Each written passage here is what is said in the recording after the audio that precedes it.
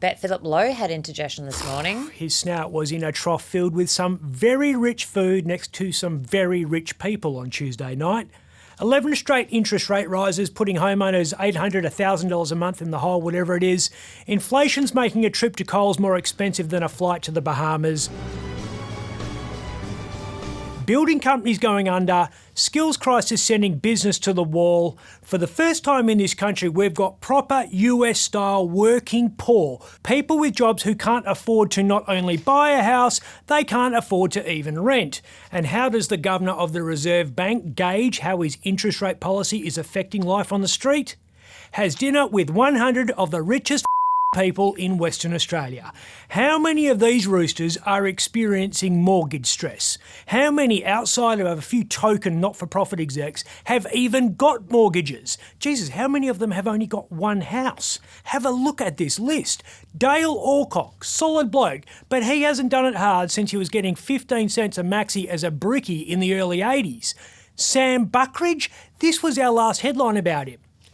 Elizabeth Gaines made $6.6 million in her last year at Fortescue before she switched commodities. Reckon she's ringing CBA asking for a better rate? Like she is. John Hartman, he's Twiggy's money man. He's the Linda Evangelista of WA business. Won't get out of bed for less than $10,000 a day. 10 million more like it. Janet Holmes-A-Court owns Vas Felix. Heytesbury Chardonnay is her everyday quaffer. Graham Kerr's bonus last year at South 32 was $3.3 million. That was just his bonus. Mark McGowan will retire on at least $250,000 a year when he eventually gets arseholed by the Labor Party.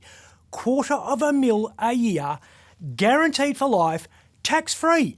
Reckon he's awake at night because of the mortgage?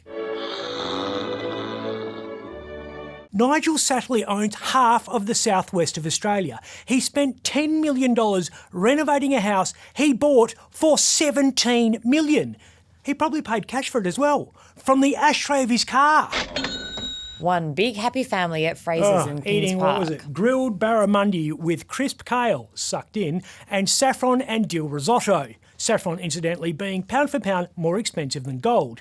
Don't know what they paired mains with, but I'm guessing it wasn't a $5 chuck from the clean skins bin at Dan Murphy's. Swilling wine and discussing the impact of interest rate rises on spending patterns, like they have a clue. Mark Barnabas sits on the RBA board. Before that, he was the head of Macquarie Bank in WA. They call Macquarie the millionaire's factory, by the way. And before that, he founded Azure Capital, where the partners think the wankers at Macbank are peasants because they drink Heytesbury Chardonnay and not something French. I love French wine, like I love the French language. Reckon if you open the pantry at Mark's house, you're going to find home-brand baked beans in there? Nah, he'd be on the good stuff. Yeah. A million housewives every day pick up a tin of beans and say, beans means Heinz. That won't please Woolies boss Brad Banducci. Have a look at this headline. Inflation angst still hurts. Doesn't hurt Brad. Guess what happens when your home brand sales go up? Brad makes more money. Woolworths has just reported $16.4 billion in sales in the last 3 months. That's up 8% on the same time last year. You've had a go at every business. What about the big four banks? They're like Woolworths, feigning concern about interest rates. When you see bankers wringing their hands over what Phil Lowe's doing, it's not because they're fretting about the stress he's putting their customers under. Please, no more. They're worried about how much tax they're going to have to pay on their next bonus, which will be massive because their companies are about to post a combined profit of more than $16 billion.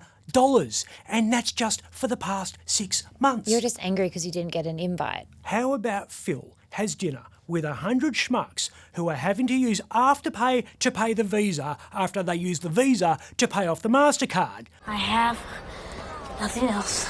Sit down with them and have grilled barramundi and kale and whatever they had for dessert. What was it? Lemon tart with torch meringue and berries. No cake. Nah, they're leaving that for us. Her subject had no bread. Do you know what she said? Let them eat cake. I'm Ben Harvey. For more Up Late, click the subscribe button below.